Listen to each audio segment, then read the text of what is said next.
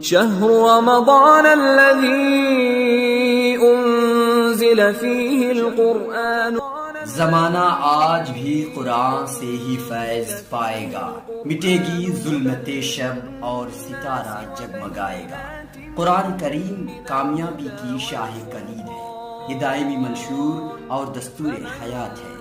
قرآن کریم کا جہاں پڑھنا اور سننا باعث ثواب ہے، وہیں اسے سمجھنا بھی ضروری ہے۔ تو آئیے ناظرین سنتے ہیں اس ماہ رمضان تفسیر قرآن مولانا مفتی جسیم الدین قاسمی کے ساتھ۔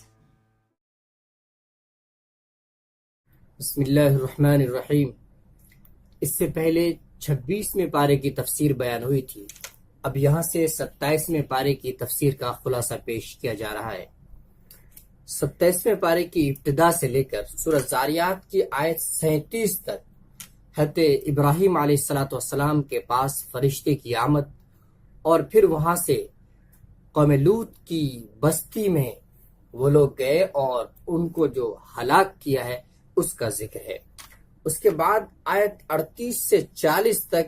حضرت موسیٰ علیہ السلام اور فرعون کے واقعے کی طرف اشارہ ہے۔ اس کے بعد آیت 46 تک قوم عاد، قوم سمود اور قوم نوح کے واقعے کا مختصر ذکر ہے۔ اس کے بعد آیت 47 میں ارشاد ہے، اور آسمان کو ہم نے قوت سے بنایا ہے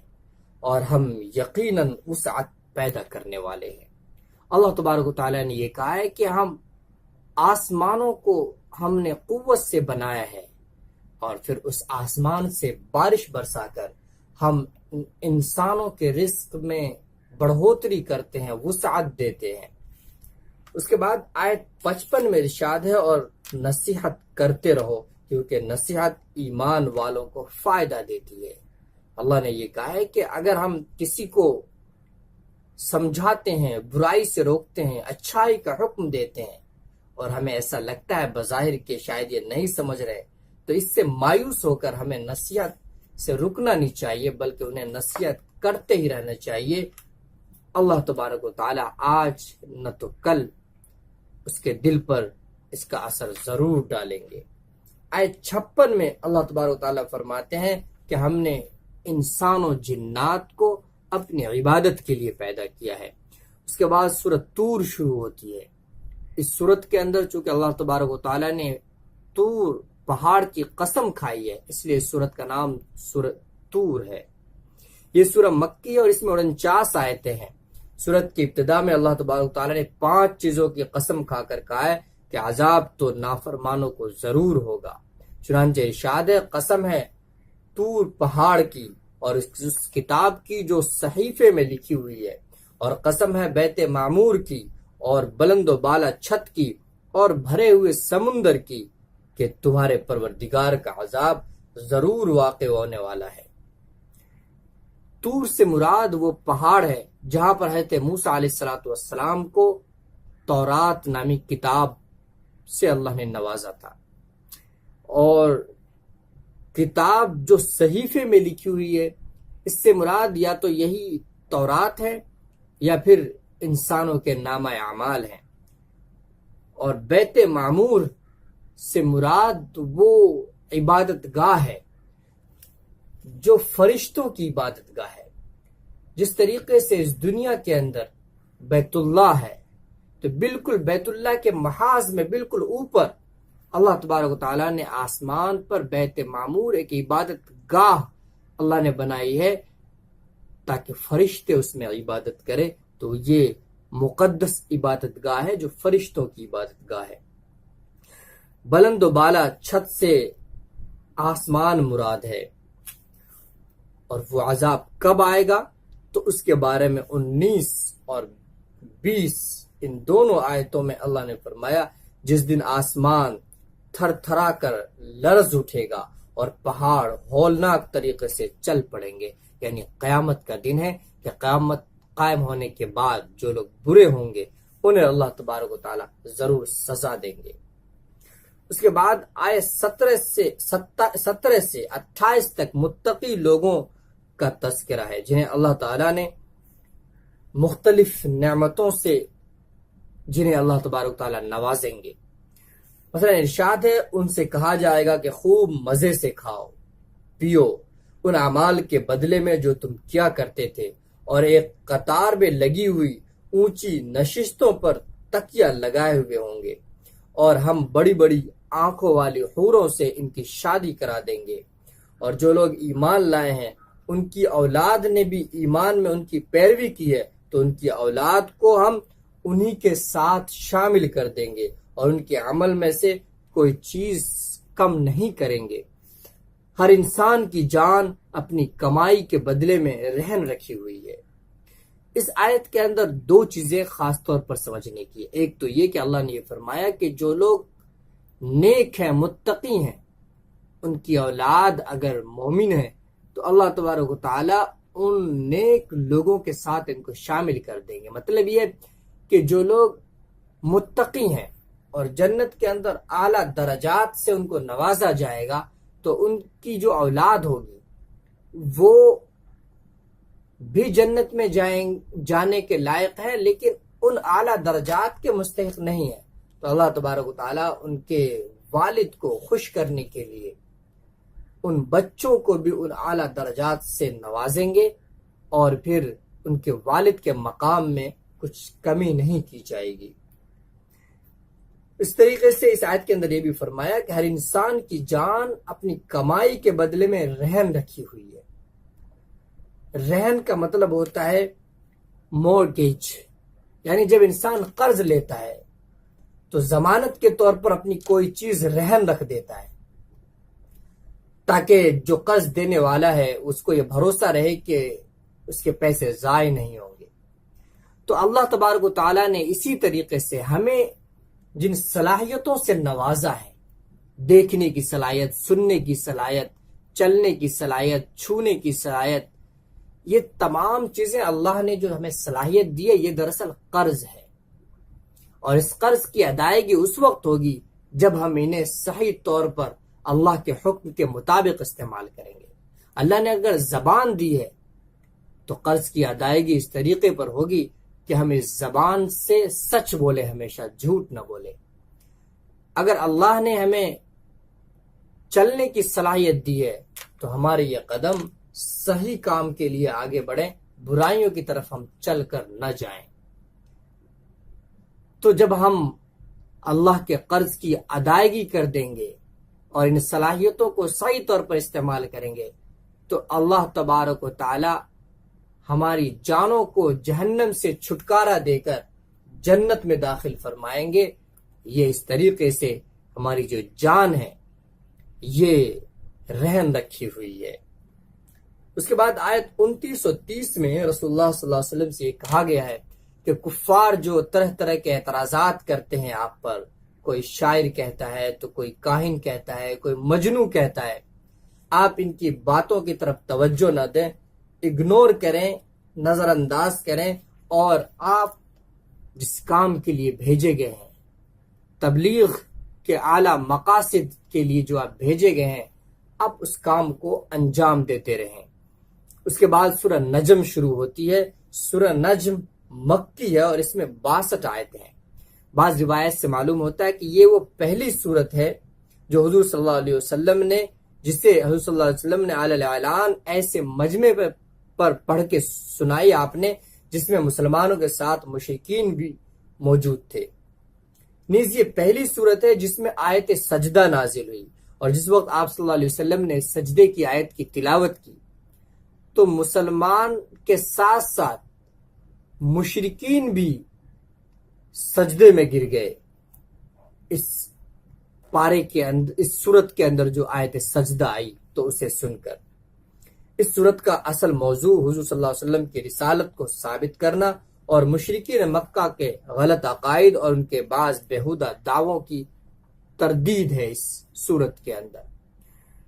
آیت نمبر 3 کے اندر یہ فرمایا کہ وما ينطق عن الهوى ان هو الا وحی یوحى، کہ اللہ کے نبی صلی اللہ علیہ وسلم جو بھی بات کرتے ہیں وہ اپنی طرف سے نہیں کرتے بلکہ وہ بھی اللہ کی طرف سے ہوتی ہے۔ اسی لیے جو حدیث شریف ہے، جو رسول اللہ صلی اللہ علیہ وسلم کے اقوال و افعال جہاں مذکور ہیں تو وہ بھی دراصل اللہ کی طرف سے ہیں۔ فرق اتنا ہے کہ جو قرآن ہے یہ اللہ کی، اس میں باتیں بھی ہیں، الفاظ بھی اللہ کے ہیں، لیکن جو احادیث ہیں اس میں باتیں تو اللہ کی ہے لیکن الفاظ رسول اللہ صلی اللہ علیہ وسلم کے ہیں، لیکن دونوں وحی ہے۔ اسی لیے قرآن کریم کو وحی متلو کہا جاتا ہے، یعنی جس کی تلاوت ہوتی ہے، اور حدیث شریف کو وحی غیر متلو کہا جاتا ہے، یعنی جس کی تلاوت نماز وغیرہ کے اندر نہیں ہوتی۔ اس کے بعد اللہ تبارک و تعالیٰ نے اس صورت کے اندر یہ فرمایا کہ جو مشرکین تھے، کفار تھے، وہ رسول اللہ صلی اللہ علیہ وسلم کو یہ کہتے تھے کہ آپ یہ کہتے ہیں کہ آپ کے پاس فرشتے یعنی حضرت جبرائیل آتے ہیں، تو وہ تو انسان کی شکل میں آتے ہیں، تو آپ کو یہ کیسے پتا کہ یہ فرشتے ہیں؟ اس کا جواب اس صورت کے اندر دیا گیا کہ ایک نہیں دو مرتبہ، کم سے کم 2 مرتبہ رسول اللہ صلی اللہ علیہ وسلم نے حضرت جبرائیل علیہ السلام کو ان کی اصلی شکل میں دیکھا ہے۔ ایک مرتبہ رسول اللہ صلی اللہ علیہ وسلم نے خود ان سے درخواست کی اور اس خواہش کا اظہار کیا کہ ہم آپ کو اصلی صورت میں دیکھنا چاہتے ہیں، چنانچہ وہ اپنی اصلی صورت میں افق پر ظاہر ہوئے، آپ صلی اللہ علیہ وسلم نے انہیں دیکھا۔ اسی طریقے سے ایک دوسری مرتبہ آپ نے جو دیکھا وہ معراج کے سفر میں دیکھا ہے، جب معراج میں اللہ تبارک و تعالیٰ کے پاس رسول اللہ صلی اللہ علیہ وسلم گئے ہیں، تو وہاں پر سدرۃ المنتہا یعنی عالم بالا میں جو ایک بیر کا درخت ہے، بہت بڑا درخت جنت کے پاس، وہاں پر اللہ کے رسول صلی اللہ علیہ وسلم نے حضرت جبرائیل علیہ السلام کو ان کی اصل شکل میں ان کو دیکھا ہے۔ وہاں پر جب رسول اللہ صلی اللہ علیہ وسلم نے ان کو دیکھا تھا تو اس بیڑ کا جو وہ درخت ہے اس میں اس کی کیا کیفیت تھی اس کے بارے میں ہے کہ اس وقت اس بیڑ کے درخت پر وہ چیزیں چھائی ہوئی تھی جو بھی اس پر چھائی ہوئی تھی۔ مطلب یہ کہ جو چیزیں اس بیڑ کے درخت پر چھائی ہوئی تھی وہ بیان سے باہر ہے۔ حدیث میں حضور صلی اللہ علیہ وسلم نے اس واقعے کی یہ تشریح فرمائی ہے کہ اس سے کہ اس وقت لا تعداد فرشتے، بہت سارے فرشتے سونے کے پروانے کی شکل میں اس درخت پر آپ صلی اللہ علیہ وسلم کی زیارت کے لیے جمع ہو گئے تھے۔ اسی کو آیت 16 میں فرمایا کہ اس وقت اس بیر کے درخت پر وہ چیزیں چھائی ہوئی تھی جو بھی اس پر چھائی ہوئی تھی، یعنی ایسی چیز چھائی ہوئی تھی جو بیان سے باہر ہے۔ اتنی اچھی چیز تھی اور اتنا خوبصورت اس کا منظر تھا۔ اس کے بعد آیت 19 اور 20 میں ارشاد ہے، بھلا کیا تم نے لات اور عزا پر بھی غور کیا ہے، اور اس میں اور ایک اور تیسرے پر جس کا نام منات ہے۔ لات، عزا، منات، یہ 3 بڑے بت تھے مشرکین کے جن کی وہ پوجا کیا کرتے تھے۔ قرآن کریم نے ان کی پوجا اور ان کی عبادت کو منع کیا ہے اور اس کی مذمت کی ہے کہ جنہیں تم خود ہی اپنے ہاتھوں سے بناتے ہو، تراشتے ہو، آخر وہ تمہارے خدا، تمہارے معبود کیسے بن سکتے ہیں۔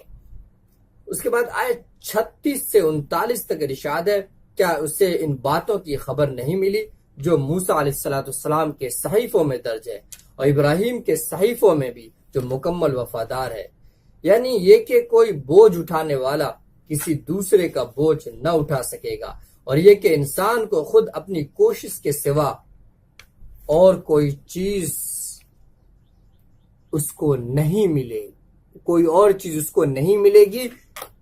یعنی بدلے کے طور پر اس کا حق نہیں ہے کہ اس کو وہ ملے۔ یعنی دنیا کے اندر انسان جو خود عمل کرے گا اسی کا بدلہ آخرت میں ملے گا، دوسرے کے اعمال اس کو کام نہیں آئیں گے، یہ اس کا حق نہیں ہے۔ لیکن اللہ تبارک و تعالیٰ اپنے فضل سے دوسرے کے اعمال سے بھی اگر اس کو فائدہ پہنچانا چاہے تو اللہ فائدہ پہنچائیں گے۔ اسی لیے جو ہم ایصال ثواب کرتے ہیں تو حدیث شریف سے چونکہ وہ چیزیں ثابت ہیں، اس لیے اللہ اپنے فضل سے اس کا بھی ثواب ان کو دیں گے، یہ ان کا حق نہیں ہے، اللہ اپنے فضل سے دیں گے۔ مثال کے طور پہ اگر ہم اپنے کسی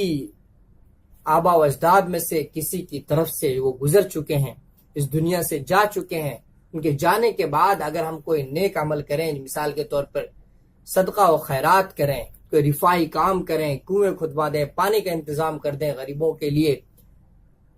ان کو ثواب پہنچانے کی نیت سے، تو اس کا ثواب پہنچتا ہے، اور یہ چیزیں حدیث شریف سے ثابت ہے۔ اس کے بعد سورہ قمر شروع ہوتی ہے۔ یہ سورہ مکی ہے اور اس میں 55 آیتیں ہیں۔ یہ سورہ اس وقت نازل ہوئی جب رسول اللہ صلی اللہ علیہ وسلم نے چاند کے 2 ٹکڑے کر دیے تھے اور یہ معجزہ دکھلایا تھا۔ اور چاند کو عربی کے اندر قمر کہا جاتا ہے، اس لیے اس سورت کا نام قمر ہے۔ اس سورت کا موضوع کفار عرب کو توحید، رسالت اور آخرت پر ایمان لانے کی دعوت دینا ہے، اور اسی ضمن میں عاد و سمود، حضرت نوح اور حضرت لوط کی قوموں اور فرعون کے دردناک انجام کا مختصر لیکن بہت ہی بلیغ انداز میں ذکر ہے۔ اور بار بار اس سورت کے اندر یہ جملہ دہرایا گیا ہے کہ اللہ نے نصیحت حاصل کرنے کے لیے قرآن کو بہت آسان بنا دیا ہے، تو کیا کوئی ہے جو نصیحت حاصل کرے؟ اس سے ہمیں یہ تعلیم ملتی ہے کہ قرآن کریم صرف تلاوت کے لیے نہیں ہے، بلکہ اس سے نصیحت حاصل کرنی چاہیے ہمیں، اور نصیحت اس وقت ہم حاصل کریں گے جب ہم انہیں سمجھیں گے۔ لہذا قرآن کریم کا یہ حق ہے کہ ہم قرآن کریم کو صرف تلاوت ہی نہ کریں، بلکہ ہم ان کو سمجھے بھی، سمجھنے کی کوشش کریں اور قرآن کریم کے احکام پر عمل کریں۔ جو واقعہ شق القمر ہے وہ اس کا خلاصہ یہ ہے، ایک مرتبہ چاندنی رات میں رسول اللہ صلی اللہ علیہ وسلم موجود تھے۔ کفار و مشرکین نے یہ کہا کہ اگر آپ اللہ کے نبی ہیں تو کوئی معجزہ ہمیں دکھلائیے۔ رسول اللہ صلی اللہ علیہ وسلم نے چاند کی طرف انگلی سے اشارہ کیا اور اس چاند کے 2 ٹکڑے ہو گئے، اور وہاں پہ پہاڑ تھا تو وہ دونوں ٹکڑے پہاڑ کے دونوں طرف چلے گئے اور وہ پہاڑ بیچ میں آ گیا۔ لیکن وہ کفار ہٹ دھرم، ان لوگوں کو ماننا نہیں تھا، تو اس وقت بھی بہانے کر لیے کہ انہوں نے ہماری آنکھوں پہ جادو کر دیا، تو کچھ اور اس طرح کے بہانے کر لیے اور مانے نہیں۔ کچھ وفود جو اس وقت مکہ سے باہر تھے، بعد میں مکہ آئے وہ لوگ، تو ان لوگوں نے بھی اس کا اقرار کیا کہ ہم فلاں جگہ تھے اور وہاں سے ہم نے دیکھا کہ فلاں وقت میں چاند کے 2 ٹکڑے ہو گئے تھے۔ تاریخ کی ایک مشہور کتاب ہے تاریخ فرشتہ، اس میں لکھا ہوا ہے کہ اس وقت گوالیار کا ایک بادشاہ تھا ہندوستان میں، اس بادشاہ نے بھی اس بات کا اقرار کیا تھا کہ فلاں دن فلاں وقت میں چاند کے 2 ٹکڑے ہو گئے تھے جسے اس نے دیکھا تھا۔ اس کے بعد سورہ رحمان شروع ہوتی ہے۔ یہ سورہ مدنی ہے اور اس میں 78 آیتیں ہیں۔ یہ واحد سورت ہے جس میں بیک وقت انسان اور جنات دونوں کو صراحت کے ساتھ اللہ تبارک و تعالیٰ نے مخاطب کیا ہے۔ دونوں کو اللہ تبارک و تعالیٰ کی بے شمار نعمتیں یاد دلائی گئی ہیں جو اس کائنات میں پھیلی پڑی ہیں، اور بار بار یہ فقرہ دہرایا گیا ہے کہ اب بتاؤ کہ تم دونوں اپنے پروردگار کی کون کون سی نعمتوں کو جھٹلاؤ گے۔ اپنے اسلوب اور فصاحت و بلاغت کے اعتبار سے یہ ایک منفرد صورت ہے جس کی تاثیر کو کسی بھی زبان میں ترجمہ کر کے منتقل نہیں کیا جا سکتا۔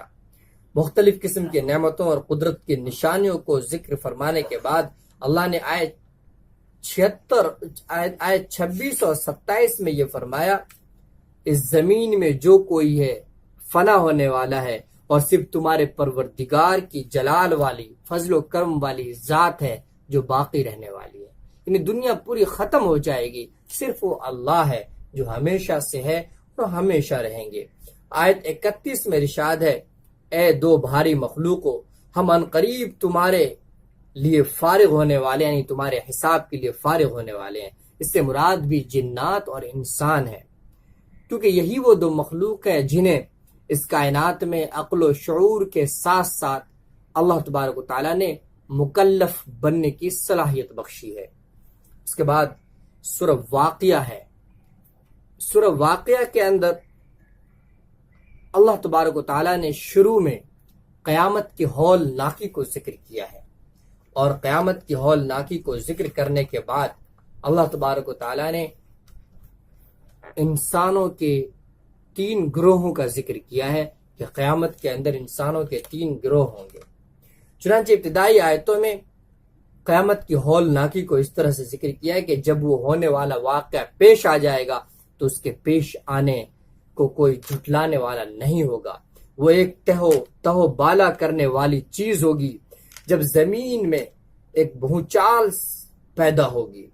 اور جب زمین ایک بھونچال سے جھنجھوڑ دی جائے گی اور پہاڑوں کو پیس کر چورا چورا کر دیا جائے گا، یہاں تک کہ وہ بکھرا ہوا غبار بن کر رہ جائیں گے۔ اور پھر اللہ نے اس کے بعد فرمایا کہ لوگوں کے 3 گروہ ہوں گے۔ ایک گروہ تو ہوگا متقی لوگوں کا، اللہ کے بہت ہی مقرب بندوں کا، یعنی جیسے انبیاء ہیں اور اس درجے کے جو لوگ ہیں اللہ کے بہت ہی مقرب بندے۔ اور دوسرا گروہ جو ہوگا وہ ہوگا جن کے دائیں ہاتھ میں نامہ اعمال دیا جائے گا، یعنی یہ وہ لوگ ہوں گے جو گویا امتحان میں کامیاب ہو گئے اور انہیں جنت ملے گی۔ اور تیسرا گروہ وہ ہوگا جو امتحان میں ناکام ہونے والا ہوگا، وہ گروہ ہوگا جن کے بائیں ہاتھ میں نامہ اعمال دیا جائے گا، اور یہ خائب و خاسر ہوں گے، یعنی ناکام ہوں گے، اور جنہیں جہنم کے اندر ڈالا جائے گا۔ آیت 35 میں جنتی عورتوں کا تذکرہ ہے۔ اس کے بعد سورہ حدید شروع ہوتی ہے۔ یہ سورہ مدنی ہے اور اس میں 29 آیتیں ہیں۔ اس صورت میں مسلمانوں کو تلقین کی گئی ہے کہ وہ اپنے آپ کو ان صفات سے آراستہ کریں اور ان صفات سے آراستہ کرنے پر توجہ دیں جو دین کے لیے مطلوب ہیں، اور اللہ تعالیٰ سے اپنی کوتاہیوں کی مغفرت مانگیں۔ نیز یہ بات بھی بتلائی گئی ہے کہ اللہ تعالیٰ کے راستے میں اپنا مال خرچ کریں اور آخرت کی کامیابی کو دنیا کے مال و دولت پر ترجیح نہ دیں، جس کے نتیجے میں انہیں آخرت میں ایسا نور عطا ہوگا، یعنی اللہ تبارک و تعالیٰ کے راستے میں اگر مال خرچ کریں گے تو اس کے نتیجے میں اللہ تبارک و تعالیٰ آخرت میں ایک ایسے نور سے نوازیں گے جو انہیں جنت تک لے جائے گا، جبکہ منافق لوگ اس نور سے محروم کر دیے جائیں گے۔ آیت 10 میں یہ ارشاد ہے کہ وہ لوگ جنہوں نے فتح مکہ سے پہلے اللہ کے راستے میں خرچ کیا اور وہ لوگ جنہوں نے فتح مکہ کے بعد خرچ کیا، ان دونوں کا جو خرچ ہے یہ برابر نہیں ہے۔ جن لوگوں نے فتح مکہ سے پہلے اللہ کے راستے میں خرچ کیا ہے ان لوگوں کی فضیلت زیادہ ہے بنسبت ان لوگوں کے جنہوں نے فتح مکہ کے بعد خرچ کیا ہے، اس لیے کہ فتح مکہ سے پہلے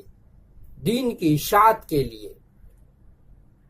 مال کی بھی کافی ضرورت تھی اور اس وقت مسلمانوں میں تنگی بھی تھی، تو اس وقت جو خرچ کیا اس کی فضیلت زیادہ ہے۔ اس سے ایک اصول ہمیں معلوم ہو گیا کہ جہاں پر ضرورت زیادہ ہو وہاں پر خرچ کرنا بہتر ہے اور زیادہ اجر و ثواب ملنے والا کام ہے۔ اسی لیے زکوٰۃ تو سال پوری ہونے کے بعد فرض ہے، لیکن سال مکمل ہونے سے پہلے بھی اگر کوئی زیادہ محتاج ہمارے سامنے آ جائے تو صرف اس بات کو پیش نظر رکھ کے ہم پیشگی زکوٰۃ ادا کر دیں کہ یہ مستحق زیادہ ہے، اس کی ضرورت پوری ہو جائے گی، تو یہاں پر زیادہ ہمیں اجر و ثواب کی امید رکھنی چاہیے۔ اس کے بعد آیت 10 میں تو یہ حکم ہے جن لوگوں نے فتح مکہ سے پہلے خرچ کیا ان کی فضیلت ہے۔ اس کے بعد آیت 21 میں نیک کاموں میں ایک دوسرے سے سبقت لے جانے والوں کی تعریف کی گئی ہے کہ نیک اعمال کرنے میں، عبادات کے اندر اعلیٰ اخلاق کا مظاہرہ کرنے میں، اور اسی طریقے سے اللہ کے راستے میں خرچ وغیرہ کرنے میں ہمیں ایک دوسرے سے سبقت لے جانے کی کوشش کرنی چاہیے، ایک دوسرے سے بڑھنے کی کوشش کرنی چاہیے۔ آیت 23 میں ارشاد ہے، یہ اس لیے تاکہ جو چیز تم سے جاتی رہے اس پر تم غم میں نہ پڑو، اور جو چیز اللہ تمہیں عطا فرما دے اس پر تم اتراؤ نہیں، اور اللہ کسی ایسے شخص کو پسند نہیں کرتا جو اتراہٹ میں مبتلا ہو، جو شیخی بگاڑنے والا ہو۔ ارے اللہ تبارک و تعالی متکبر شخص کو پسند نہیں کرتے۔ اور نیک اعمال کرنے کا ایک فائدہ یہ ہوگا کہ آخرت میں انسان ہمیشہ کے غم سے محفوظ ہو جائے گا، اور اللہ تبارک و تعالیٰ اسے جنت دے کر ہمیشہ ہمیشہ کے لیے ایک سکون والی زندگی اسے عطا کر دیں گے۔ اس کے بعد آیت 27 میں عیسائیوں کے 2 صفات کا ذکر ہے۔ ان کی ایک صفت تو یہ تھی کہ ان کے اندر رحم دلی بہت زیادہ تھی، اور دوسری صفت ان کی رہبانیت ہے۔ تو پہلی صفت تو محمود ہے، یعنی قابل تعریف ہے، رحم دلی۔ اس لیے حضرت عیسیٰ علیہ السلام کی جو تعلیمات ہے ان میں رحم دلی پر بہت زیادہ زور دیا گیا ہے، حتیٰ کہ حضرت عیسیٰ علیہ السلام کے تعلیمات میں قتال اور جہاد وغیرہ بھی نہیں ہے، جہاد وغیرہ بھی ان کی شریعت میں جہاد وغیرہ نہیں تھا۔ تو یہ تو قابل تعریف پہلو ہے، اور ایک دوسری صفت جو ہے وہ ہے رہبانیت، لیکن یہ قابل مذمت پہلو ہے، یہ مذموم ہے، یعنی پسندیدہ نہیں ہے رہبانیت۔ اللہ نے فرمایا کہ یہ رہبانیت جو ان لوگوں نے اختیار کر لیا ہے، اللہ نے ان کو اس کا حکم نہیں دیا تھا، خود ہی اختیار کر لیا۔ دراصل ہوا یہ کہ یہودی جو تھے، جب حضرت عیسیٰ علیہ السلام نے اللہ کے دین کی دعوت دینی شروع کی تو یہودی حضرت عیسیٰ علیہ السلام کے دشمن ہو گئے اور ان کو سولی پر چڑھانے کی بھی کوشش کی۔ اللہ تبارک و تعالیٰ نے انہیں آسمان پر اٹھا لیا، اور اس کے بعد اور اس وقت بھی اور اس کے بعد بھی ایک سلسلہ قائم ہو گیا کہ جو حضرت عیسیٰ علیہ السلام کے ماننے والے تھے، جو عیسائی لوگ تھے، ان پر جو بھی بادشاہ آتا تھا ان پہ ظلم کرتا تھا۔ اس ظلم سے بچنے کے لیے اور اپنے دین کی حفاظت کے لیے عیسائیوں نے ایک طریقہ یہ اختیار کیا کہ شہر سے باہر الگ تھلگ علاقے میں جا کر وہ لوگ رہنے لگے، اور دور دراز علاقوں میں ان لوگوں نے خانقاہوں کا نظام قائم کیا کہ جہاں پر وہ لوگ دنیاوی لذتوں سے دور ہو کر عبادت کرتے اور اپنے دین کی حفاظت کرتے تھے۔ آہستہ آہستہ ان لوگوں نے بعد میں اس کو اپنا مقصد بنا لیا، اور اس کو بذات خود اس کو ہی عبادت سمجھنے لگے، جبکہ ایک مجبوری میں ان لوگوں نے شروع میں یہ طریقہ اختیار کیا تھا دین کی حفاظت کے لیے، جو صحیح تھا۔ لیکن بعد میں جب یہ ڈر اور خوف کا ماحول ختم ہو گیا، اس کے باوجود یہ جو رہبانیت ہے، رہبانیت کا مطلب یہ ہے کہ دنیاوی لذت اور اللہ کی نعمتوں سے دور ہو کر صرف عبادت میں لگ جانا، کہ شادی بیاہ نہیں کرنی ہے، اور اسی طریقے سے اللہ تبارک و تعالیٰ نے جو نعمتیں دی ہے، اچھا کھانا نہیں کھانا ہے، اچھے کپڑے نہیں پہننے ہیں، اور ہمیشہ ایک طرف ہو کے عبادت ہی عبادت میں مشغول رہنا ہے۔ اسلام میں اس چیز کو پسند نہیں کیا گیا ہے، اور قرآن یہ کہتا ہے کہ عیسائیوں نے جو یہ طریقہ اختیار کر لیا تھا،